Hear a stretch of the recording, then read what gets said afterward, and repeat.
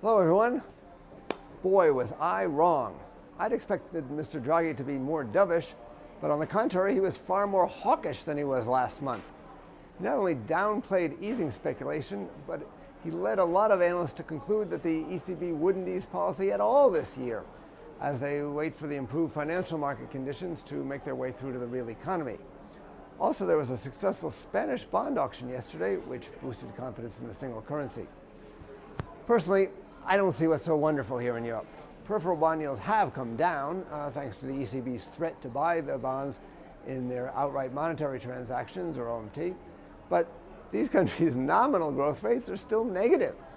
That means no matter how low bond yields fall, unless they're negative too, which is impossible, the country's debt to GDP ratios will still rise.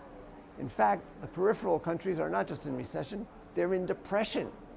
The unemployment situation in Greece and Spain is worse than it was in the US at the bottom of the Great Depression. Bad loans make up 20% of the Greek banking system. And it's not just the periphery that's suffering. Manufacturing activity in both France and Germany has contracted for 10 months in a row.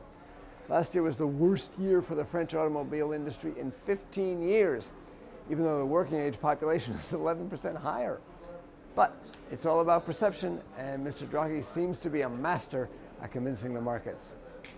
Speaking of the markets, Eurodollar peaked late in the US day yesterday at around 132.60, which has been a fairly strong resistance line over the last year. And the pair has been pretty stable since then. ECB days are often quite volatile, and there have been many instances of a sharp move on the day that fades thereafter. I'd expect some profit taking after yesterday's surge, and I look for Eurodollar to move lower today, staying within its recent range.